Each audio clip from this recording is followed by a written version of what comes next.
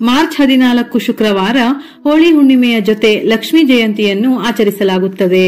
ಹುಣ್ಣಿಮೆಯ ಲಕ್ಷ್ಮೀ ಪೂಜೆಗೆ ಅತ್ಯಂತ ಶಕ್ತಿ ಇದೆ. ಇದರ ಜೊತೆಯಲ್ಲಿ ಪಾಲ್ಗುಣ ಹುಣ್ಣಿಮೆಯ ಪ್ರಶಸ್ತವಾದ ದಿನ ಲಕ್ಷ್ಮಿ ಜನಿಸಿರುವುದರಿಂದ ತಪ್ಪದೆ ಲಕ್ಷ್ಮಿಯನ್ನು ಆರಾಧಿಸಿ ಪೂಜಿಸಬೇಕು.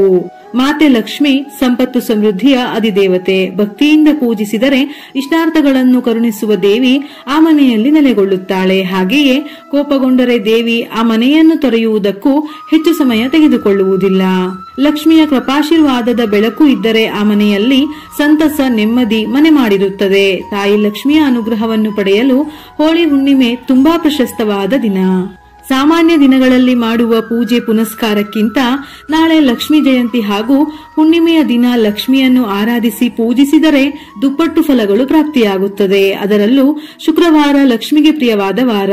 ಈ ದಿನವೇ ಲಕ್ಷ್ಮೀ ಜಯಂತಿ ಬಂದಿರುವುದರಿಂದ ಈ ದಿನ ಮಾಡುವ ಸಣ್ಣ ಪುಟ್ಟ ಪೂಜೆ ಪುನಸ್ಕಾರಗಳಿಗೂ ಕೂಡ ಲಕ್ಷ್ಮಿ ಅನುಗ್ರಹಿಸುತ್ತಾಳೆ. ಇದರ ಜೊತೆಯಲ್ಲಿ ಪ್ರತಿನಿತ್ಯ ಮಾಡಲಾಗದ ಪೂಜೆಯನ್ನು ಲಕ್ಷ್ಮೀ ಜಯಂತಿಯ ದಿನದಂದು ಮಾಡಿದರೆ ಕೋಟಿ ಜನ್ಮಗಳ ಪುಣ್ಯ ಸಿಗುತ್ತದೆ. ಈ ದಿನ ಪೂಜೆಯ ಸಮಯದಲ್ಲಿ 6 ಗೋಮತಿ ಚಕ್ರ, 6 ಕವಡೆ, 2 ಅಡಿಕೆ, ಅರಿಶಿನದ ಕೊಂಬು, ಬೆಳ್ಳಿ ನಾಣ್ಯ ಇವುಗಳನ್ನು ಇಟ್ಟು ಪೂಜಿಸಬೇಕು. ಇವೆಲ್ಲವೂ ತಾಯಿ ಲಕ್ಷ್ಮಿಗೆ ಪ್ರಿಯವಾದ ವಸ್ತು. ಪೂಜೆಯ ನಂತರ ಇವುಗಳನ್ನು ಹಣ ಇಡುವ ಜಾಗದಲ್ಲಿ, ನಿಮ್ಮ ಪರ್ಸಲ್ಲಿ ಹಾಗೂ ಮನೆಯ ಮುಖ್ಯ ಬಾಗಿಲಿಗೆ ಇಡಬೇಕು. ಇದರಿಂದ ಹಣದ ಸಮಸ್ಯೆಗಳಿದ್ದರೆ, ಮನೆಗೆ ಕೆಟ್ಟ ದೃಷ್ಟಿ ಇದ್ದರೆ ಸಂಪೂರ್ಣವಾಗಿ ನಿವಾರಣೆಯಾಗುತ್ತದೆ. ಉದ್ಯೋಗದಲ್ಲಿ ಪ್ರಗತಿ ಸಾಧಿಸಲು ಹೀಗೆ ಮಾಡಿ. ಉದ್ಯೋಗದಲ್ಲಿ ಬಡ್ತಿ ಪಡೆಯಲು ಅಥವಾ ಪ್ರಗತಿಯನ್ನು ಸಾಧಿಸುವುದಕ್ಕಾಗಿ ಪಾಲ್ಗುಣ ಹುಣ್ಣಿಮೆಯ ದಿನದಂದು ಅರಳಿ ಮರಕ್ಕೆ ಸಕ್ಕರೆ ಬೆರೆಸಿದ ನೀರನ್ನು ಅರ್ಪಿಸಿ. ಹೀಗೆ ಮಾಡುವುದರಿಂದ ವ್ಯಾಪಾರದಲ್ಲಿ ಲಾಭ ಮತ್ತು ಉದ್ಯೋಗದಲ್ಲಿ ಬಡ್ತಿ ದೊರೆಯುತ್ತದೆ.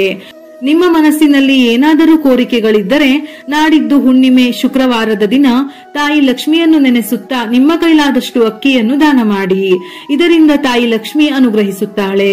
ಹಿಂದೂ ಧರ್ಮದಲ್ಲಿ ಸ್ವಸ್ತಿಕ್ ಚಿಹ್ನೆಗೆ ಬಹಳ ಪ್ರಾಮುಖ್ಯತೆ ಇದೆ. ಹೋಮ, ಹಬ್ಬ ಸೇರಿದಂತೆ ಮೊದಲಾದ ಶುಭ ಸಂದರ್ಭಗಳಲ್ಲಿ ಸ್ವಸ್ತಿಕ್ ಚಿಹ್ನೆಯನ್ನು ಬರೆಯಲಾಗುತ್ತದೆ. ಈ ಚಿಹ್ನೆಯು ಕೇವಲ ಶುಭದ ಪ್ರತೀಕವಷ್ಟೇ ಅಲ್ಲ, ಮನೆಯ ಮುಂದೆ ಇದನ್ನು ಬರೆಯುವುದರಿಂದ ಸಕಾರಾತ್ಮಕ ಶಕ್ತಿ ತುಂಬುತ್ತದೆ. ಆದ್ದರಿಂದ ಶುಕ್ರವಾರ ಬೆಳಿಗ್ಗೆ ನಿಮ್ಮ ಮನೆಯಲ್ಲಿ ಧನಾತ್ಮಕ ಶಕ್ತಿಯನ್ನು ಹೆಚ್ಚಿಸಲು ತಾಯಿ ಲಕ್ಷ್ಮಿಯ ಅನುಗ್ರಹಕ್ಕಾಗಿ ಮನೆಯ ಮುಖ್ಯ ಬಾಗಿಲಿನ 2 ಬದಿಗಳಲ್ಲಿ ಅರಿಶಿನದಿಂದ ಸ್ವಸ್ತಿಕ್ ಚಿಹ್ನೆಯನ್ನು ಬರೆಯಬೇಕು.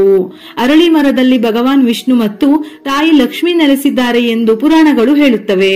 ನಾಳೆಯ ದಿನ 5 ಅರಳಿ ಎಲೆಗಳನ್ನು ಪೂಜೆಯ ಸಮಯದಲ್ಲಿ ಇಟ್ಟು ಪೂಜೆ ಮಾಡಬೇಕು. ಪೂಜೆಯ ನಂತರ ಹಣ ಇಡುವ ಜಾಗದಲ್ಲಿ ಈ ಎಲೆಗಳನ್ನು ಇಟ್ಟರೆ ಆರ್ಥಿಕ ಅಭಿವೃದ್ಧಿಯಾಗುತ್ತದೆ. ಏನಾದರೂ ದೃಷ್ಟಿದೋಷ, ಅನಾರೋಗ್ಯವಿದ್ದರೆ ಸಾಮಾನ್ಯವಾಗಿ ಹುಣ್ಣಿಮೆ ಅಮಾವಾಸ್ಯೆಯಲ್ಲಿ ದೃಷ್ಟಿ ತೆಗೆಯುತ್ತಾರೆ. ನಾಳೆಯ ದಿನ ಚಿಕ್ಕ ಮಕ್ಕಳಿಂದ ದೊಡ್ಡವರವರೆಗೂ ಈ ರೀತಿ ವೀಳ್ಯದೆಲೆಯಿಂದ ದೃಷ್ಟಿ ತೆಗೆಯಿರಿ.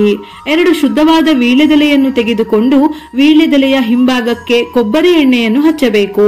ನಂತರ ದೃಷ್ಟಿ ತೆಗೆಯುವ ವ್ಯಕ್ತಿಯನ್ನು ನೆಲಕ್ಕೆ ಕೂರಿಸಿ ವ್ಯಕ್ತಿಯ ಎಡಭಾಗದಿಂದ ಬಲಭಾಗಕ್ಕೆ ವೀಳ್ಯದೆಲೆಯಿಂದ ದೃಷ್ಟಿಯನ್ನು ತೆಗೆದು ನೆಲಕ್ಕೆ ಮುಟ್ಟಿಸಿ ಮತ್ತೆ ಬಲಭಾಗದಿಂದ ಎಡಕ್ಕೆ ದೃಷ್ಟಿಯನ್ನು ತೆಗೆದು ವೀಳ್ಯದೆಲೆಯನ್ನು ನೆಲಕ್ಕೆ ಮುಟ್ಟಿಸಬೇಕು. ಈ ರೀತಿ 3 ಬಾರಿ ದೃಷ್ಟಿಯನ್ನು ತೆಗೆದು ಆ ವೀಳ್ಯದೆಲೆಯನ್ನು ಕೆಂಡದ ಜೊತೆ ಅಥವಾ ಬೆಂಕಿಯಲ್ಲಿ ಸಂಪೂರ್ಣವಾಗಿ ಸುಡಬೇಕು. ಬೆಂಕಿಯಲ್ಲಿ ವೀಳ್ಯದೆಲೆ ಸುಡುವಾಗ ಶಬ್ದ ಬಂದರೆ ದೃಷ್ಟಿಯಾಗಿದೆ ಎಂದರ್ಥ. ಸಂಪೂರ್ಣವಾಗಿ ಸುಟ್ಟ ಆ ಕಪ್ಪನ್ನು ದೃಷ್ಟಿ ತೆಗೆದಿರುವ ಆ ವ್ಯಕ್ತಿಯ ಹಣೆಗೆ ಹಚ್ಚಬೇಕು. ಇದರಿಂದ ಯಾವುದೇ ರೀತಿಯ ಕೆಟ್ಟ ದೃಷ್ಟಿಯಿಂದ ಉಂಟಾದ ಅನಾರೋಗ್ಯದ ಸಮಸ್ಯೆಗಳಿದ್ದರೆ ನಿವಾರಣೆಯಾಗುತ್ತದೆ.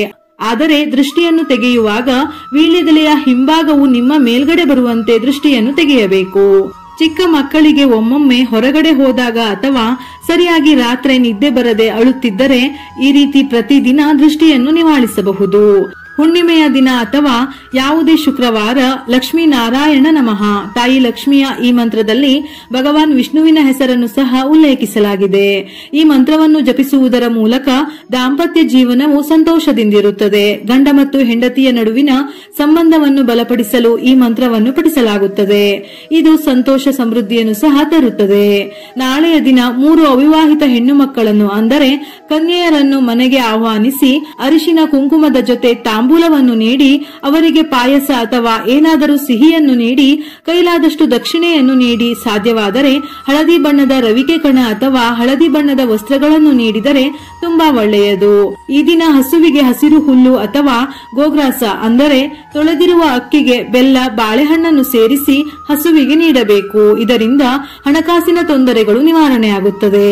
ಈ ದಿನ ಸಂಜೆ ಲಕ್ಷ್ಮಿ ಬರುವ ಸಮಯದಲ್ಲಿ ಅರಿಶಿನ ನೀರಿನಿಂದ ಮನೆಯ ಹೊಸ್ತಿಲು ಮತ್ತು ತುಳಸಿಯ ಮುಂದೆ ಶುದ್ಧ ಮಾಡಿ ರಂಗೋಲಿ ಹಾಕಿ ಅರಿಶಿನ ಕುಂಕುಮ ಇಟ್ಟು ಹೂವನ್ನು ಇರಿಸಿ ಮನೆಯ ಹೊಸ್ತಿಲು ಮತ್ತು ತುಳಸಿಗೆ ತುಪ್ಪದ ದೀಪವನ್ನು ಹಚ್ಚಬೇಕು. ತುಪ್ಪದ ದೀಪಕ್ಕೆ ಸ್ವಲ್ಪ ಅರಿಶಿನ ಕುಂಕುಮವನ್ನು ಸೇರಿಸಿ ದೀಪವನ್ನು ಬೆಳಗಬೇಕು. ಲಕ್ಷ್ಮೀ ದೇವಿಯ ಸ್ವರೂಪವಾದ ಮುತ್ತೈದೆಯರನ್ನು ಮನೆಗೆ ಕರೆದು ಅರಿಶಿನ ಕುಂಕುಮವನ್ನು ಹಚ್ಚಿ ಹೂವು ತಾಂಬೂಲವನ್ನು ಕೊಟ್ಟು ಆಶೀರ್ವಾದವನ್ನು ಪಡೆದರೆ ಪತಿಯ ಆಯಸ್ಸು ವೃದ್ಧಿಯಾಗುವುದಲ್ಲದೆ ಲಕ್ಷ್ಮಿಯ ಅನುಗ್ರಹ ಲಭಿಸುತ್ತದೆ. ನಾಳೆ ಸಂಜೆ ದೇವರ ಮನೆಯಲ್ಲಿ 5 ದೀಪಗಳಿಂದ ದೀಪಾರಾಧನೆ ಮಾಡಬೇಕು. ಇದನ್ನು ಪಂಚಮುಖಿ ದೀಪ ಎಂದು ಕರೆಯುತ್ತಾರೆ. ಹೀಗೆ ಮಾಡುವುದರಿಂದ ಎಲ್ಲ ಋಣಾತ್ಮಕ ಶಕ್ತಿಗಳು ದೂರವಾಗಿ ನಿಮ್ಮ ಮನೆಯಲ್ಲಿ ಧನಾತ್ಮಕ ವಾತಾವರಣ ನಿರ್ಮಾಣವಾಗುತ್ತದೆ. ಹಣಕ್ಕೆ ಸಂಬಂಧಿಸಿದ ಸಮಸ್ಯೆಗಳಿಗೆ ನೀವು ಶೀಘ್ರ ಪರಿಹಾರವನ್ನು ಕಂಡುಕೊಳ್ಳುವಿರಿ. ಇದರ ಜೊತೆಯಲ್ಲಿ ಲಕ್ಷ್ಮೀ ಜಯಂತಿಯ ದಿನ ಈ ರೀತಿ ಆರಾಧನೆ ಮಾಡಿದರೆ ಲಕ್ಷ್ಮಿ ಮನೆಯಲ್ಲಿ ಸದಾ ನೆಲೆಸುತ್ತಾಳೆ. ವಿಡಿಯೋ ಇಷ್ಟ ಆಗಿದ್ದಲ್ಲಿ ಮರೆಯದೆ ಲೈಕ್ ಮಾಡಿ, ತಿಳಿದವರಿಗೆ ಶೇರ್ ಮಾಡಿ. ಇದೇ ರೀತಿಯ ಮನಮುಟ್ಟುವ ಉಪಯುಕ್ತ ಮಾಹಿತಿಗಳಿಗಾಗಿ ಮತ್ತೆ ಭೇಟಿಯಾಗೋಣ.